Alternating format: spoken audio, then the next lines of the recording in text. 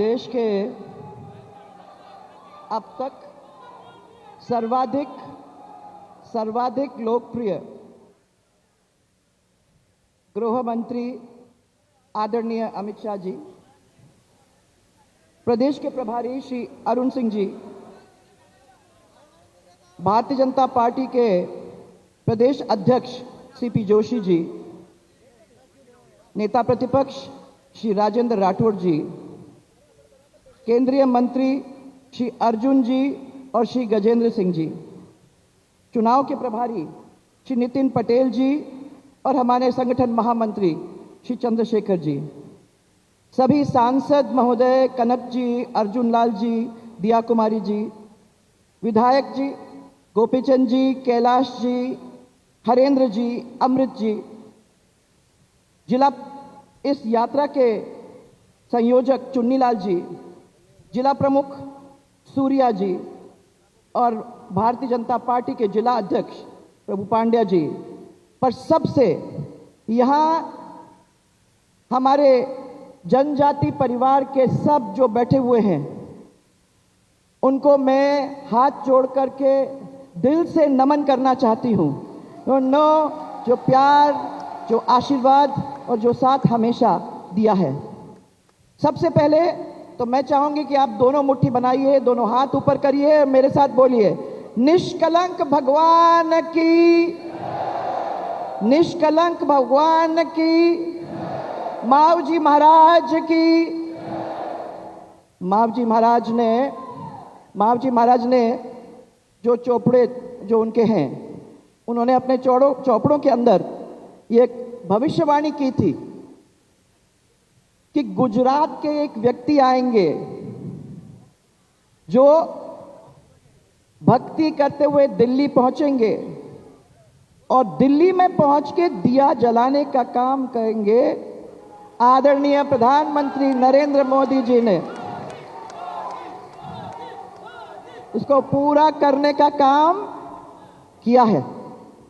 ऐसे भविष्य वक्ता संत मावजी कि इस धरा पर मैं आदरणीय गृह मंत्री अमित शाह जी का हम सब की ओर से, पूरे परिवार की ओर से मैं हाथ जोड़ करके आप लोगों की ओर से स्वागत करती हूं। ये वही अमित शाह जी हैं जिन्होंने कश्मीर के अंदर धारा 370 लगाकर आतंकवाद को खत्म करने का काम किया। ये वही अमित शाह जी हैं जिनकी वजह से और जिनकी नीतियों की वजह से आज भारत देश सबसे शक्तिशाली देश बनने के रास्ते पर चल पड़ा है। जिस कश्मीर के अंदर आतंकवादी गोली बरसाते थे, आज वहां उनमें से एक भी कंकड़ नहीं फेर सकता है। ये आज परिस्थिति उन्होंने बना के रख दी है। ये मोदी जी का कुशल नेतृत्व और अमित शाह जी के दृढ़ इच्छा शक्ति, इन दोनों की वजह से आज आपको कश्मीर के अंदर, उस घाटी के अंदर ये परिस्थिति देखने को मिल रही है। मोदी जी ने राम मंदिर का निर्माण किया, कितने सालों से चल रहा था, परंतु उन वादा किया और उस वादा करके राम मंदिर का निर्माण करने का राह खोल के आज करोड़ों लोगों की आस्था का सम्मान करके, और जनवरी के महीने में मुझे बताया जाता है कि जनवरी के महीने के अंदर उस भव्य राम मंदिर के अंदर हम लोग सब जाकर आराम से दर्शन कर पाएंगे। चाहे वो गरीब कल्याण अन्न, चाहे जनधन, चाहे आयुष्मान, चाहे उज्ज्वला, चाहे किसान सम्मान निधि और चाहे मुद्रा योजना, इन सब के माध्यम से करोड़ों करोड़ों देशवासियों का जीवन बदलने का काम उन्होंने किया है। इस अवसर पर हम सब यहां बैठे हुए हैं, बहुत सारे युवा भी हैं। मैं उन युवाओं को बताना चाहूंगी और आप सबको याद दिलाना चाहूंगी कि इसी अवसर पर चंद्रयान 3 चांद के ऊपर पहुंच चुका है। ये भारत की एक बहुत बड़ी उपलब्धि है। और उसके साथ साथ आदित्य L1 मिशन सफल तरीके से लॉन्च हुआ है और ये हम सब की ओर से माननीय प्रधानमंत्री जी को मैं बधाई देना चाहती हूं। एक बहुत बड़ी उपलब्धि ये भी हो रही है, जो देश के कोने कोने से 7,500 कलशों में मिट्टी लेकर अमृत कलश यात्रा दिल्ली पहुंचेगी और राष्ट्रीय युद्ध स्मारक के पास एक अमृत वाटिका वहां बनाई जाएगी और ये अमृत वाटिका एक भारत श्रेष्ठ भारत, इसका एक भव्य प्रतीक बनने जा रहा है। लोगों को याद करने का, मैं समझती हूं कि कभी भी आपको वहां दिल्ली जाने का मौका मिलेगा तो मैं वहां जरूर जाएंगे। इसके लिए आज मैं मोदी जी को भी बहुत सारी शुभकामनाएं देना चाहूंगी। आज ये परिवर्तन यात्रा हम लोग शुरू कर रहे हैं आपके सबके इस क्षेत्र से, इस पवित्र मंदिर के क्षेत्र से और उस जनजाति भाई के क्षेत्र से जिसके लिए उसका स्वाभिमान उसका सबसे बड़ा धन है। वो घास की रोटी खाया था, परंतु उसने अपने स्वाभिमान और ईमान को कभी नहीं बिकने दिया, न तब न अब। और इसके लिए हम सब आपको नमन करते हैं। जिस जनजाति के अंदर जन्म लेने वाली श्रीमती द्रौपदी मुर्मू आज देश के सर्वोच्च पद पर गई है, वहां जनजाति ये समुदाय का ही नहीं परंतु महिलाओं का भी, हम सब महिलाओं का मान बढ़ाने का काम, जनजाति का तो कर ही रही है परंतु महिलाओं का भी मान बढ़ाने का काम वो कर रही है। यहां के व्यक्ति सच्चे हैं, प्रेमी हैं और मैं इतना ही कहना चाहूंगी कि इन लोगों ने अपने इस अपनत्व के डोर से हमको सबको बांध के इस क्षेत्र के अंदर रखा है। इस क्षेत्र के आशीर्वाद से ही हमने 2003 के अंदर पहली बार एक स्पष्ट और अभूतपूर्व बहुमत लिया था, वो आप लोग सबकी वजह से। और फिर मैं याद दिलाना चाहूंगी कि 2013 के अंदर इसी क्षेत्र के सहयोग की वजह से हम लोगों ने एक ऐतिहासिक जनादेश लिया। ये आप नहीं होते तो हम वो चीज कर नहीं पाते थे। इस क्षेत्र को में ध्यान रखने की जरूरत है कि मावजी महाराज और शिक्षा के लिए जीवन समर्पित करने वाली काली बाई का पैनोरामा बनाने का काम हम लोगों ने किया।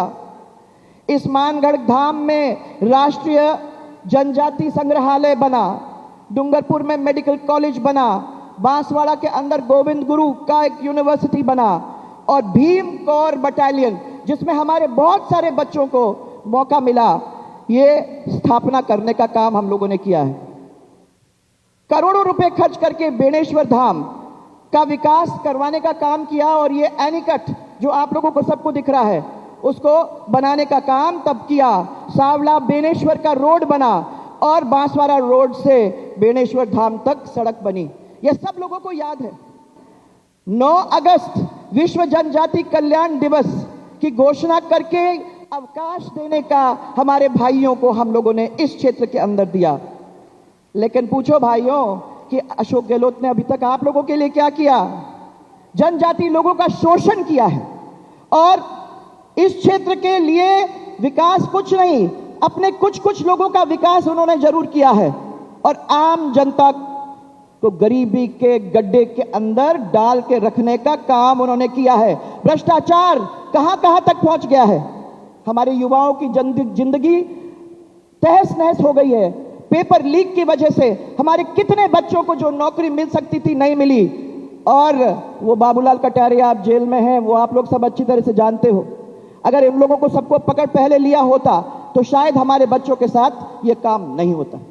मैं आप लोगों को सबसे ये याद दिलाना चाहती हूं कि आप लोगों से इस सरकार के द्वारा जमीन, जंगल और आपके जल छीनने का काम ये सरकार कर रही है। पूरे देश के अंदर, पूरे प्रदेश के अंदर और इस क्षेत्र के अंदर बिजली पानी की कितनी समस्या है। बिजली मिलती है आप लोगों को?